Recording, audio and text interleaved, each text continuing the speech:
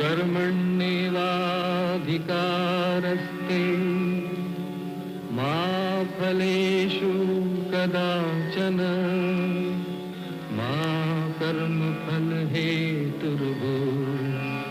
मा ते संगोऽस्त्वविकर्मणि।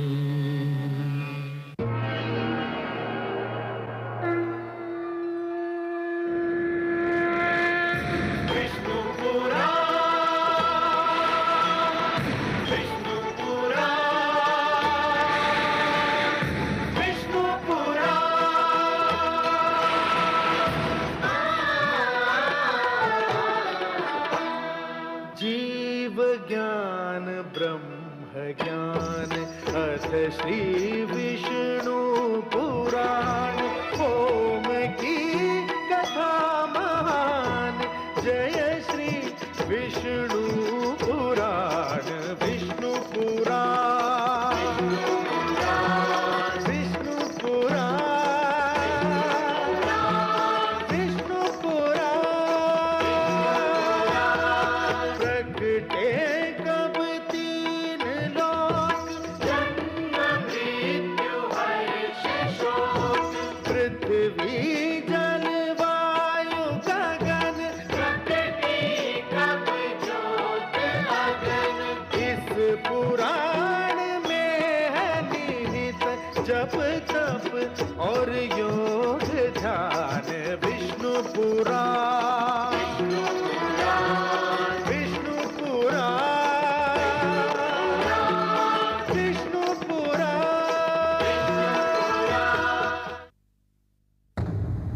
मैं माँ हूँ, धरती माँ। सृष्टि की रचना हो गई, मनु द्वारा मानव समाज की नींव पड़ गई।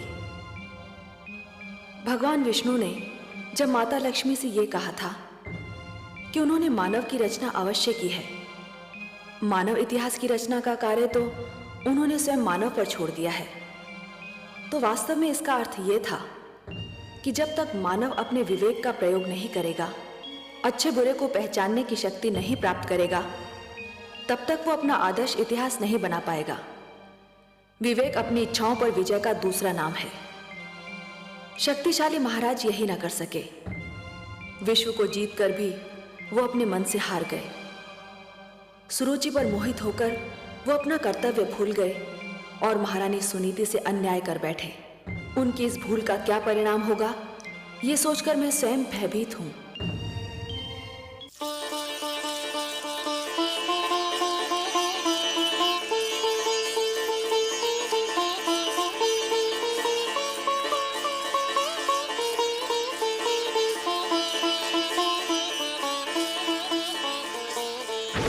ठहरिए राजकुमार ध्रुव, आप अंदर नहीं जा सकते। क्यों नहीं जा सकता? मुझे पिता महाराज से मिलना है।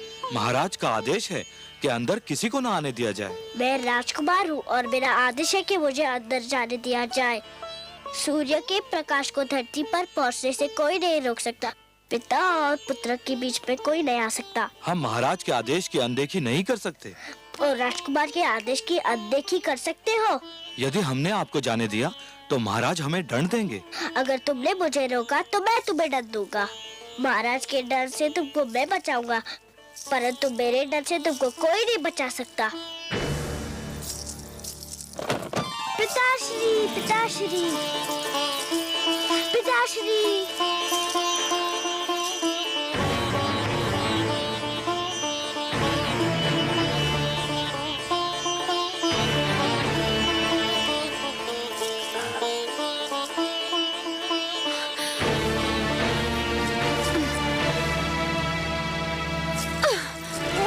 पिताश्री,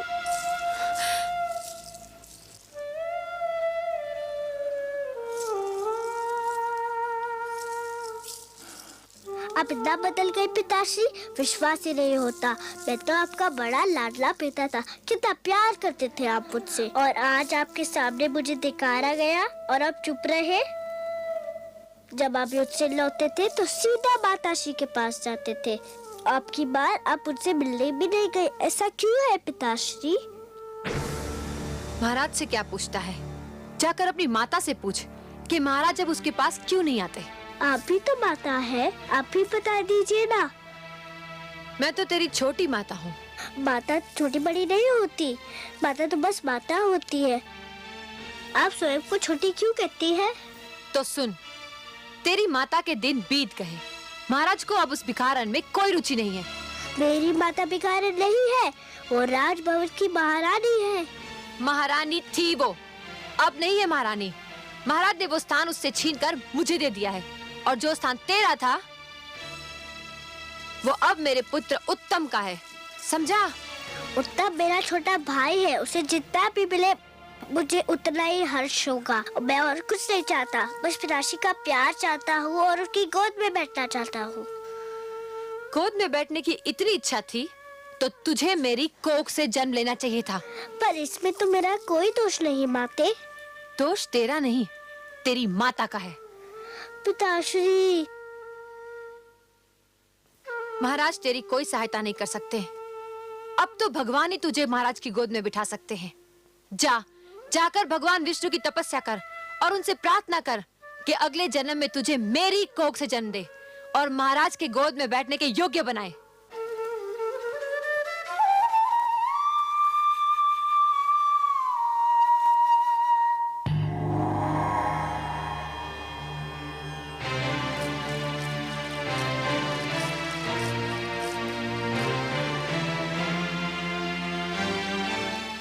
आंखें खोलिए परम श्रेष्ठ। देखिए कितना अन्याय हो रहा है। सुरुचि ने कितनी निर्ममता से उस नन्हे से बालक का हृदय तोड़ दिया।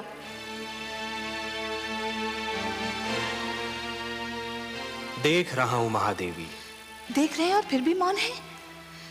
यही तो उत्तानपाद भी कर रहा था। मैं तो देवलोक की हूं, मुझ में ये साधारण मानवीय भावनाएं नहीं होनी चाहिए थी, किंतु ध्रुव के साथ हो रहे दुर्व्यवहार को देखकर मेरा भी मन भर आया है। आपका मन इसलिए भर आया है देवी कि आप स्वरूप में नारी हैं और हर नारी में एक माता छिपी होती है। दया, करुणा और ममता नारी की विशेषताएं हैं। नारी तो सुरुचि भी है त्रिलोकीनाथ, किंतु विश्वास नहीं होता कि इतनी सुंदर नारी का मन इतना कठोर भी हो सकता है। हर वस्तु जो चमकती है वो कुंदन नहीं होती देवी। आवश्यक नहीं कि हर सुंदर स्त्री का मन भी कोमल हो। सुरुचि लालसा की मूर्ति है, परंतु ध्रुव के साथ जो कुछ हो रहा है उसमें सारा दोष सुरुचि का नहीं है।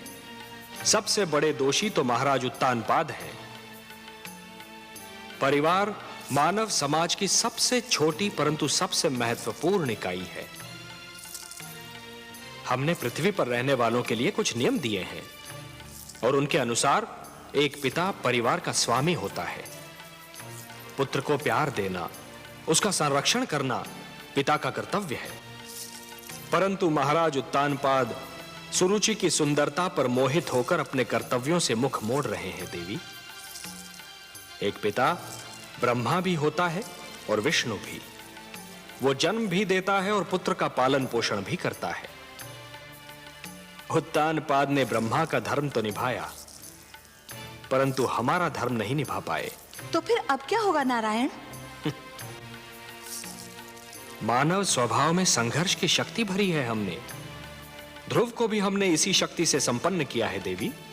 किंतु हे सर्वश्रेष्ठ, ध्रुव तो अभी बहुत छोटा है। उसमें संघर्ष शक्ति हो भी तो वो उसका प्रयोग कैसे करेगा? देवी, संघर्ष का संबंध आयु से नहीं, इच्छा शक्ति और मन की लगन से होता है। भड़कती हुई ज्वाला पहले छोटी सी चिंगारी ही होती है।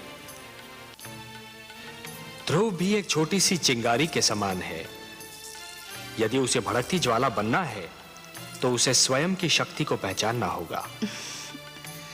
आप स्वामी हैं, विश्वेश्वर हैं। आप जो कहते हैं उसका भेद भी केवल आप ही जानते हैं।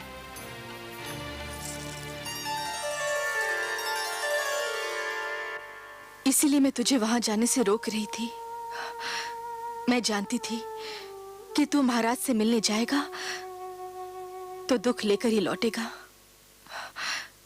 रानी सुरुचि के मन में हमारे लिए जलन और घृणा के सिवा और कुछ नहीं। छोटी माँ ने जो किया मुझे इसका दुख नहीं है माँ। दुख तो इस बात का है कि पिताश्री भी बस चुप रहे। उन्होंने छोटी माँ को रोका तक नहीं।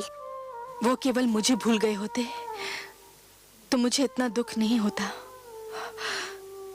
दुख तो इस बात का है कि वो अपने पिता के धर्म का पालन नहीं कर पा रहे। पिता और पुत्र के बीच में आने वाली वो कौन होती है? आप तो कहती थी कि पिता के प्रेम पर पुत्र का जन्म सिद्ध अधिकार होता है। होता है पुत्र, अवश्य होता है। ठीक उसी प्रकार जिस प्रकार सूरज की धूप पर धरती का अधिकार होता है।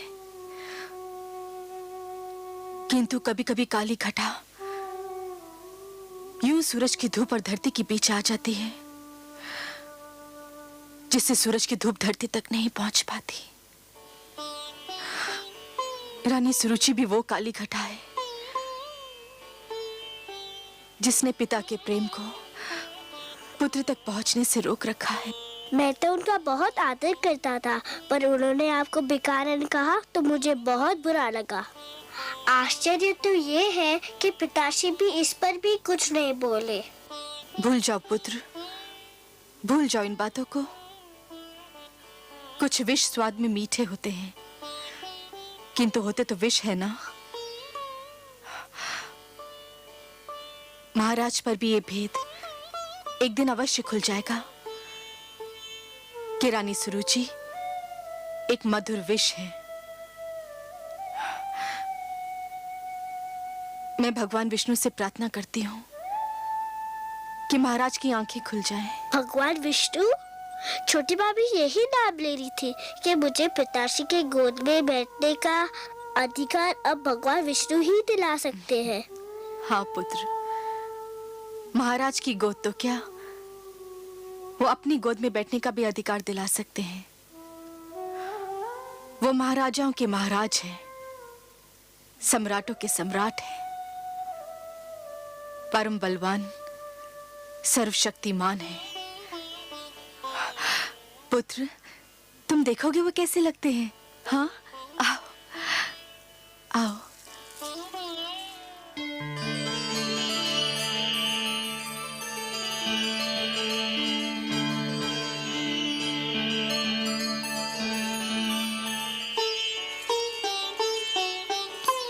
प्रणाम करो बेटा। ये है हमारे विष्णु भगवान, लक्ष्मीपति नारायण, जिनकी मैं नित दिन पूजा करती हूँ। मैं भगवान विष्णु के पास जाऊँ कब आते? चले जाना पुत्र, अभी तुम छोटे हो, बड़े हो जाने के बाद अवश्य चले जाना उनके पास। वो सब ठीक कर देंगे। रात्रि हो गई है, चलो चल के सो जाते हैं। सब विष्णु भगवान पे छोड़ दो, वो सब ठीक कर देंगे। चलें? चलो।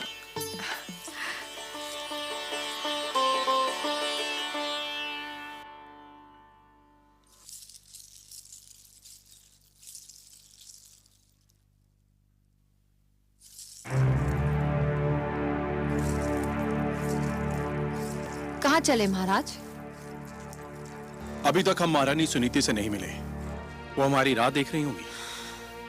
जानती थी, मैं जानती थी कि आपकी सारी बातें झूठी है। आपका प्यार भी एक दिखावा है। कौन सी बातें झूठी थी? यही कि सुरुचि, तुम्हारे पास आकर मैं सारे संसार को भूल जाता हूँ। सब झूठ।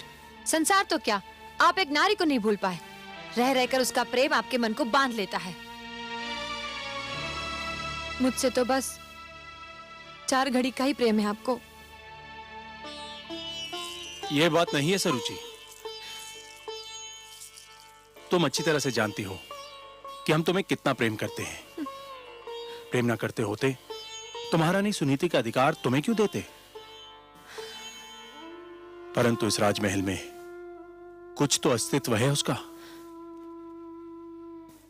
और फिर ध्रुव के साथ भी। क्या हुआ ध्रुव के साथ? मैंने तो कुछ नहीं किया, बस उसे बता दिया कि अब उसका और उसकी माता का क्या स्थान है। और यह स्थान आपने मुझे और मेरे पुत्र को स्वयं अपनी इच्छा से और मन से दिया है। तो फिर क्या हुआ जो मैंने बता दिया? क्या मैंने झूठ बोला था? नहीं, झूठ नहीं बोला था। जो भी कहा सत्य ही कहा था। परंतु यह आवश्यक तो नहीं कि सत्य कठोरता से ही कहा जाए। सत्य कोमल और सहज ढंग से भी बोला जा सकता है।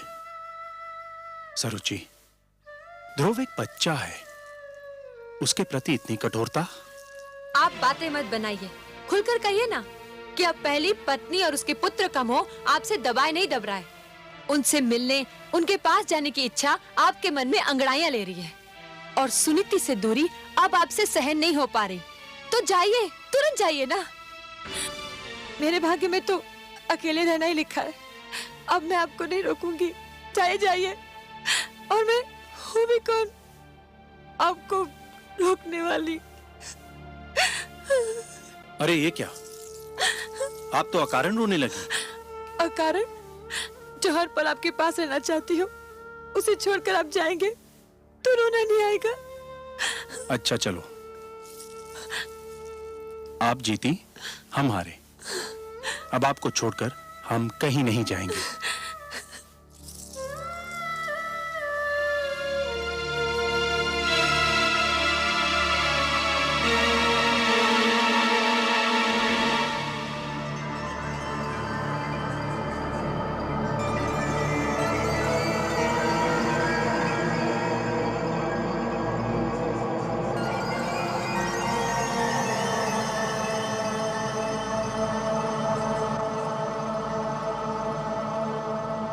महाराज तेरी कोई सहायता नहीं कर सकते। अब तो भगवान ही तुझे महाराज की गोद में बिठा सकते हैं। जाकर भगवान विष्णु की तपस्या कर और उनसे प्रार्थना कर कि अगले जन्म में तुझे मेरी कोख से जन्म दे और महाराज की गोद में बैठने के योग्य बनाए।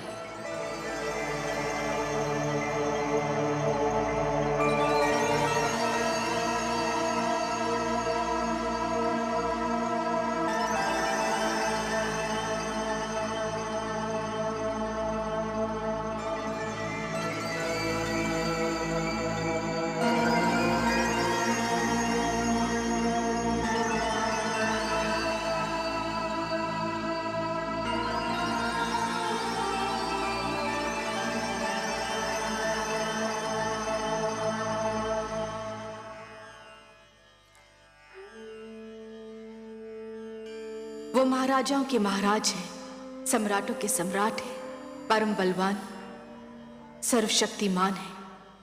तुम देखोगे वो कैसे लगते हैं। ये है हमारे विष्णु भगवान, लक्ष्मीपति नारायण, जिनकी मैं नित दिन पूजा करती।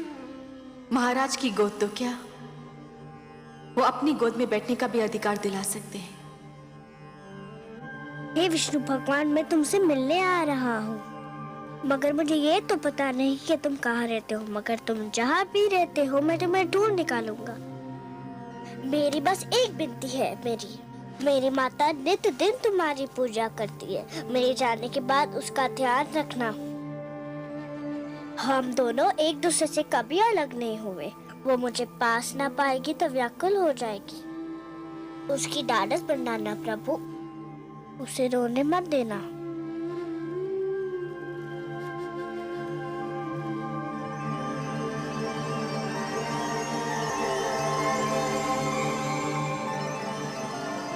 मैं तुम्हें सोता छोड़कर जा रहा हूँ, क्षमा कर देना मुझे। तुम जागती होती तो मुझे कभी ना जाने देती। पर देखो मुझे न पाकर व्याकुल मत होना। मैं भगवान विष्णु को ढूंढने जा रहा हूँ। वही तुम्हारा खोया हुआ स्थान दिलाएंगे और मुझे भी। मैंने भगवान विष्णु की मूर्ति से कह दिया है कि वो तुम्हारा ध्यान रखे। मुझे विदा दो माते, मुझे विदा दो।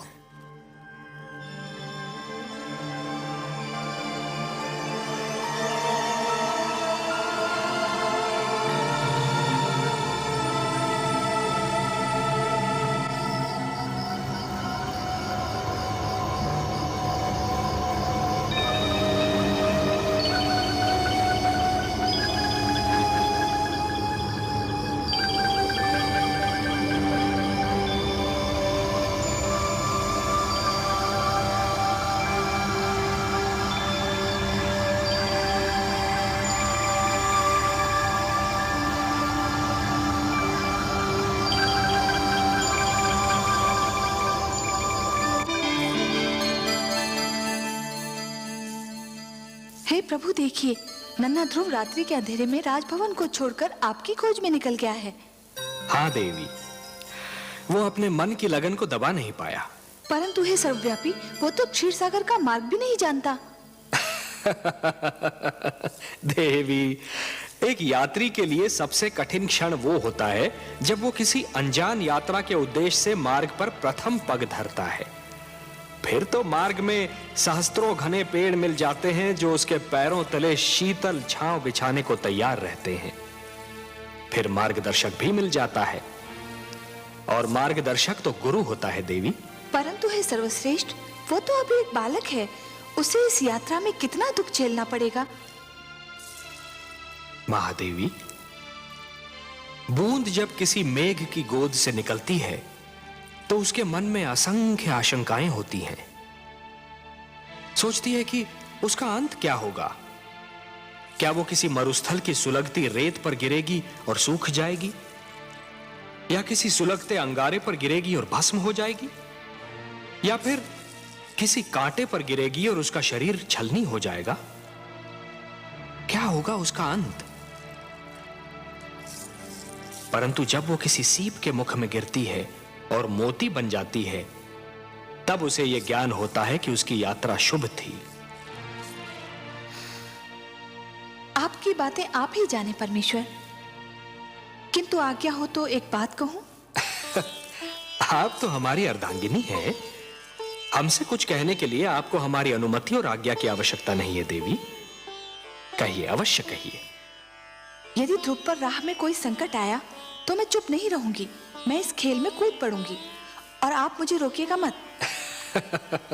नहीं रोकेंगे, परंतु एक बात का ध्यान तो आपको भी रखना होगा देवी। कौन सी बात? कि नियमों को बनाने वाले स्वयं उनको तोड़ा नहीं करते।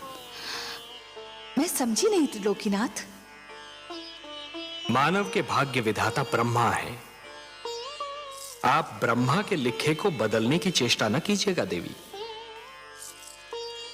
ध्रुव हमको ढूंढता हुआ आ रहा है, और इस राह में उस पर वही बीतेगी जो ब्रह्मा ने उसके भाग्य में लिख दी है। वो हम तक पहुंच पाएगा या नहीं, ये तो केवल ब्रह्मा ही जाने। परंतु इस बालक के लिए आपके मन में इतना स्नेह क्यों उमड़ रहा है देवी? मैं नहीं जानती प्रभु, पर न जाने क्यों ऐसा लगता है जैसे ध्रुव मेरी ही संतान हो। इतना महान स्थान दे दिया उसे आपने। क्यों? क्या वो इस स्थान के योग्य नहीं?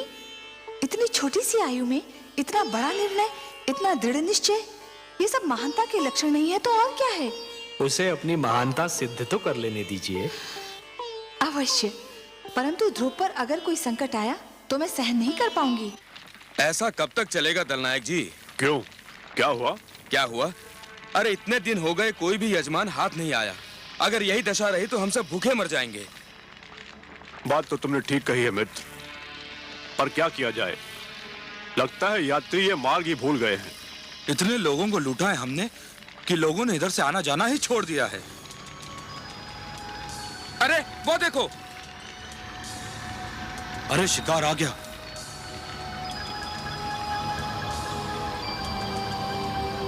वन देवता ने सुन ली हमारी। कोई बालक है, कोई भी हो, लगता धनी है। सारा शरीर गहनों से ढका है। गहने छीनकर ठिकाने लगा देंगे। गहने छीनने तक तो ठीक है, पर इतने छोटे बालक को मारना। मती मारी गई है तुम्हारी। यदि कोई राजकुमार हुआ तो इसे छोड़ दिया तो जाकर राजा की सेना ले आएगा और हम सब चुन चुन कर मार दिए जाएंगे। चलो।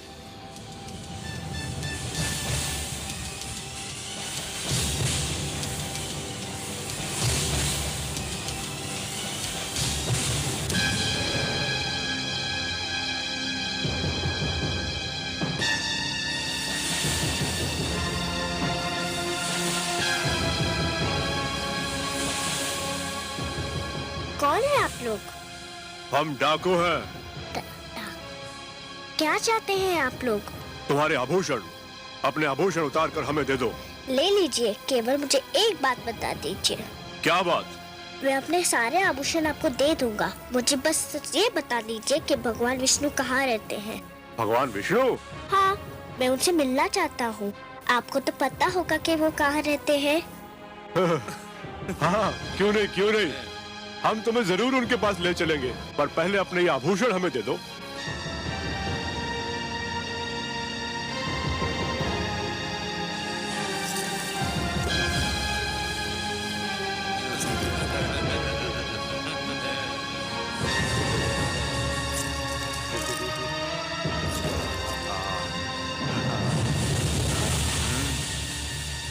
आओ हमारे साथ।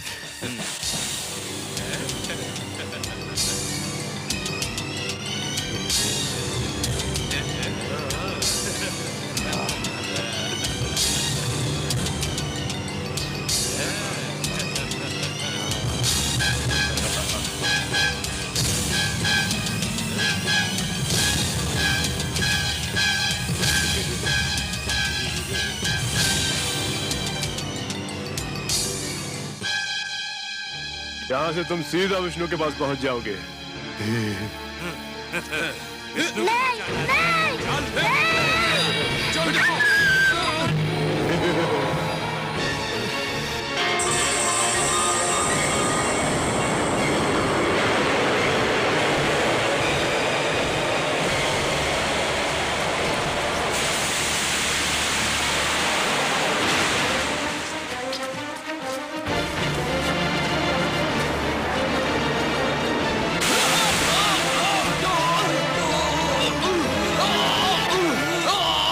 मार डालो उसे, मार डालो।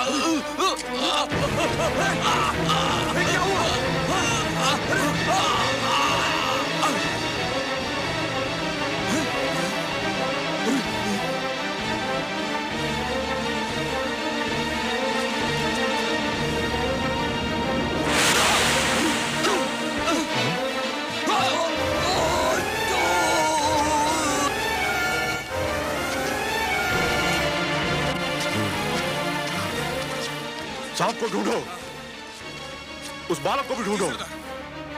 वो देखो,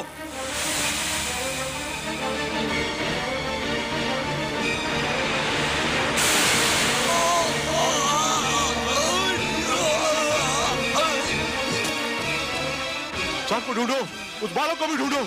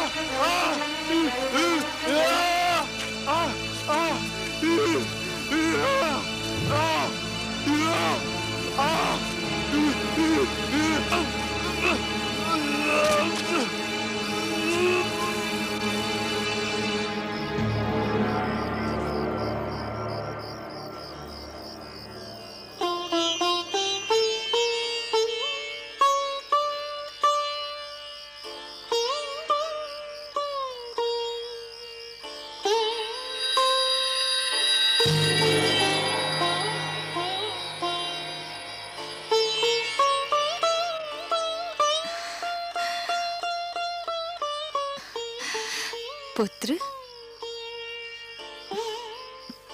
आप कौन है माता? तुमने तो माता कहकर स्वयं ही बता दिया कि मैं कौन हूँ। अब मैं क्या बताऊं? समझ लो तुम्हारी माता ही हूँ। इन लोगों को क्या हुआ? इनको इनके किए का दंड मिल गया। ये लुटेरे थे और तुम्हें मार डालना चाहते थे। परंतु ये बताओ, इतनी रात्रि को तुम अकेले कहाँ जा रहे थे? मैं भगवान विष्णु से मिलने जा रहा हूँ। मेरी मानो तो तुम घर लौट जाओ, अभी तुम बहुत छोटे हो। मैं उनसे मिले बिना घर नहीं जाऊंगा। अच्छा, अब रात्रि बहुत बीत चुकी है। भोर होते ही ढूंढ लेना अपने भगवान विष्णु को। आपको पता है कि भगवान विष्णु कहाँ रहते हैं? मुझे उनसे मिलने का मार्ग बता दीजिए तो आपकी बहुत कृपा होगी। मेरे वश में होता तो मैं ले जाकर तुम्हें उनकी गोद में ही बिठाती, किंतु मैं विवश हूँ। सुनो पुत्र, तुम थक गए होगे, तनिक विश्राम कर लो। विश्राम तो मैं अपने भगवान विष्णु से मिलने के पश्चात ही करूँगा। बड़े हठी हो तुम।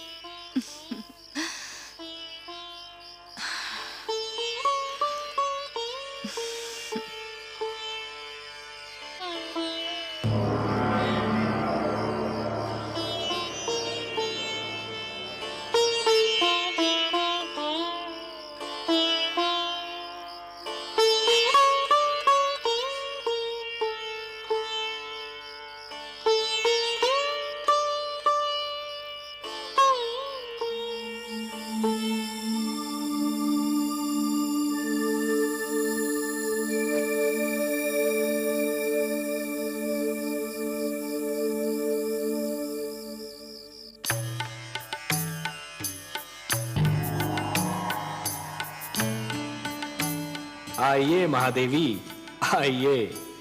आज तो आपने हमको भी अचरज में डाल दिया। अचरज में? और वो भी आपको मायापति? मेरी किस बात से आपको आश्चर्य हुआ? शीतल जल यदि दहकती अग्नि बन जाए, चंद्रमा ठंडी चांदनी के स्थान पर यदि तपती धूप छिटकाने लगे, पुष्प की कोमल पंखुड़ी यदि धारदार कटार बन जाए तो आश्चर्य नहीं होगा देवी। अपने पुजारियों पर धन की वर्षा करने वाली देवी को जब हमने ध्रुव के शत्रुओं पर विष की वर्षा करते देखा तो हमें भी कौतूहल हुआ। मैं क्या करती नारायण, मुझसे रहा नहीं गया। वो हत्यारे अगर ध्रुव के प्राण ले लेते तो मैं स्वयं को कभी क्षमा नहीं कर पाती। आप जानते हैं ना, वो हत्यारे ध्रुव के प्राण लेना चाहते थे। जानता हूं, भली भांति जानता हूं, और कुछ और भी जानता हूं। क्या?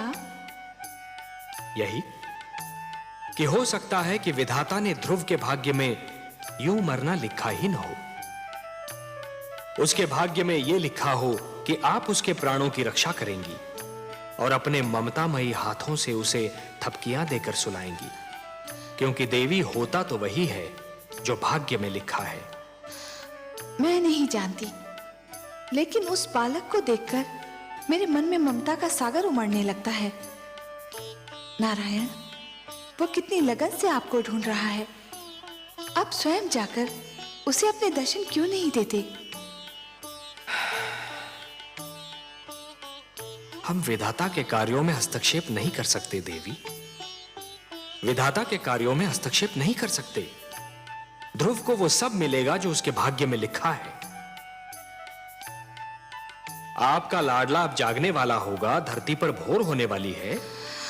भोर होते देखकर मेरा मन कांप रहा है। क्यों देवी, किस कारण? भोर हुई और सुनीति ने अपने लाल को ना पाया तो उसकी क्या दशा होगी? वो तो दुख से पागल हो जाएगी।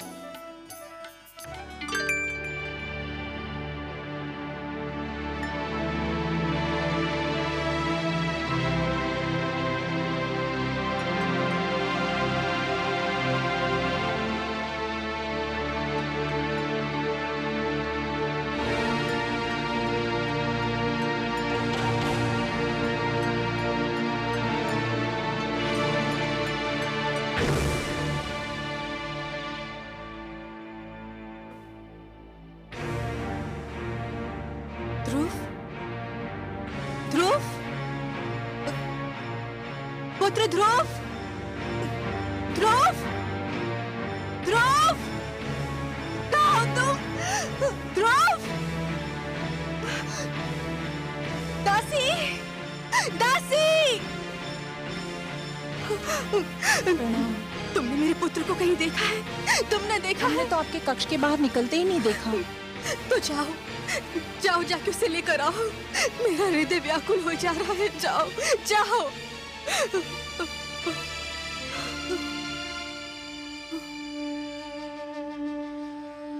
महाराज ध्रुव को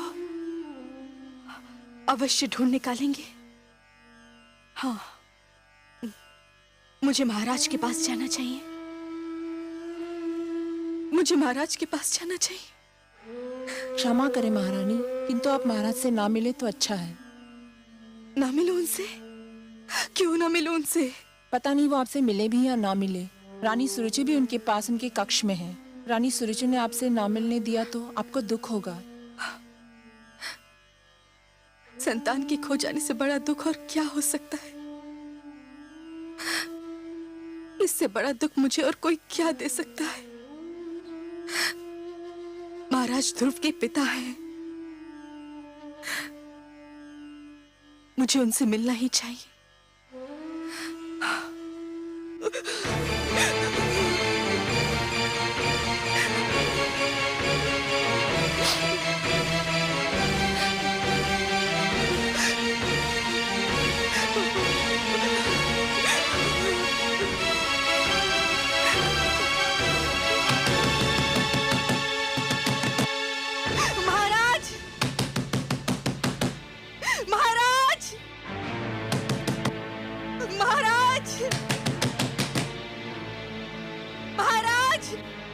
मैं देखती हूँ।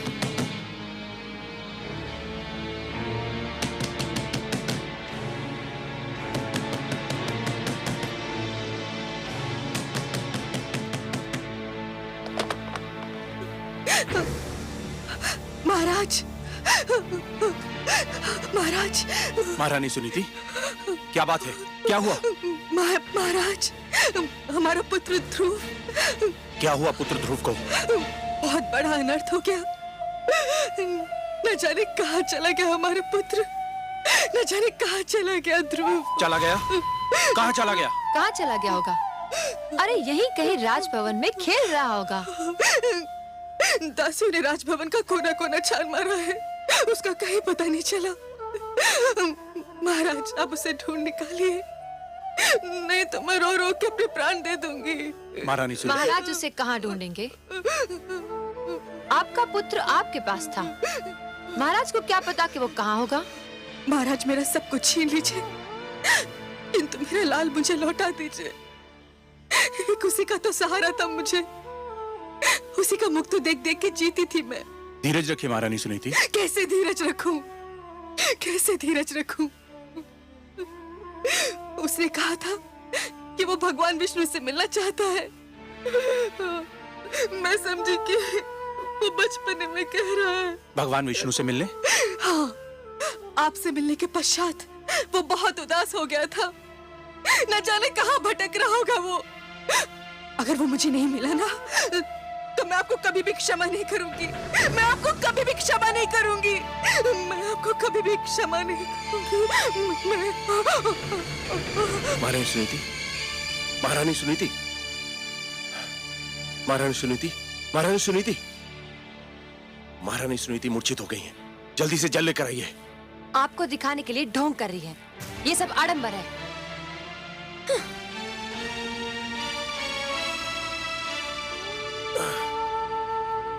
महारानी सुनीति, महारानी सुनीति,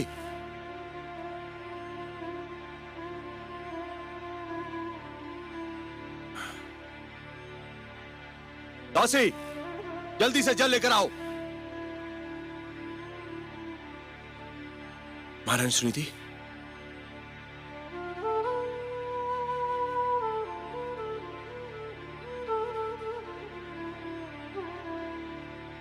महारानी सुनीति, महारानी सुनीति। ध्रुव, ध्रुव,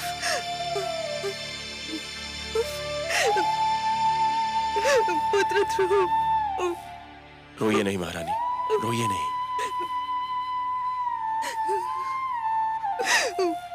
वो भगवान विष्णु से मिलने का हट कर रहा था। मुझे क्या पता था कि वो स्वयं ही चला जाएगा। घबराइए नहीं महारानी, वो चला भी गया है तो बहुत दूर तक नहीं गया होगा। आप अपने कक्ष में जाइए, मैं तुरंत ही अपने सैनिकों को ध्रुव को ढूंढने के लिए भेजता हूं। सैनिकों को भेजोगे? स्वयं नहीं जाओगे अपने पुत्र को ढूंढने? पिताश्री आप? पर तुम कैसे जाओगे? जो स्वयं मोह की राहों में भटक रहा हो वो किसी को क्या ढूंढेगा?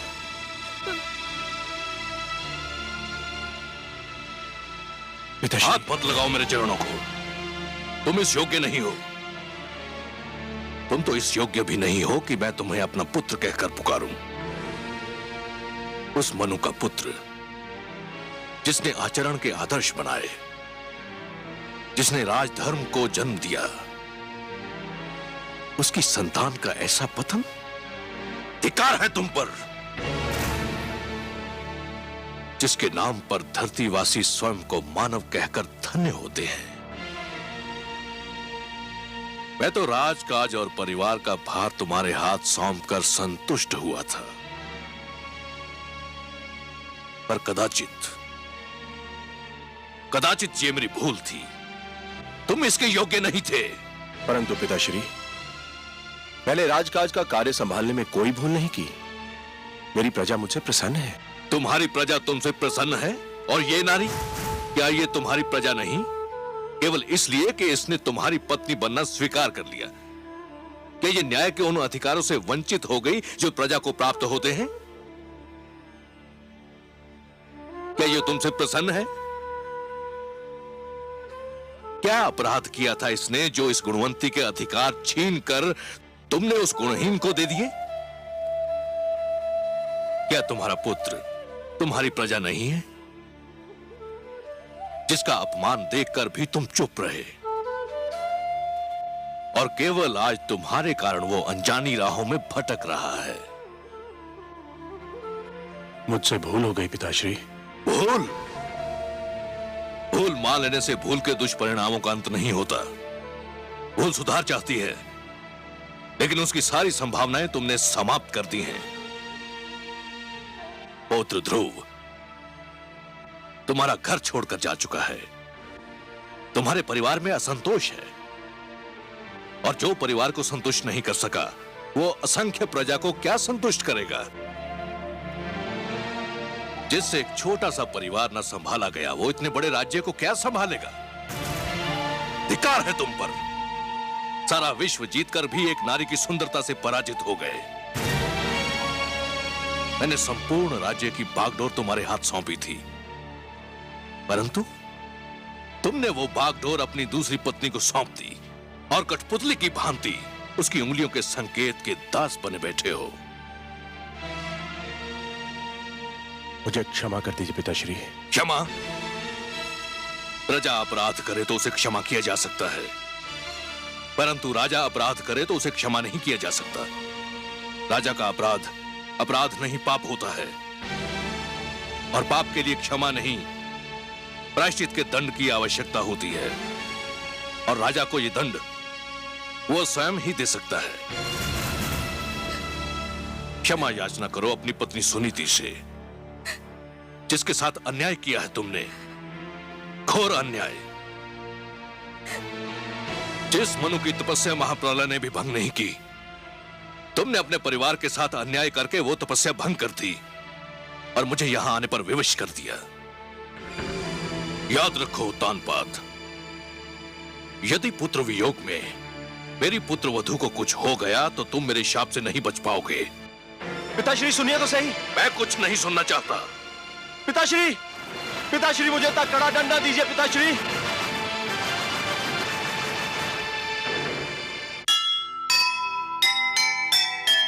बिन सोचे समझे करे कभी न कोई काम, जैसी करनी होएगी होगा वह परिणाम। विश्व विजेता की विजय आज हुई बेकार, जीत लिया संसार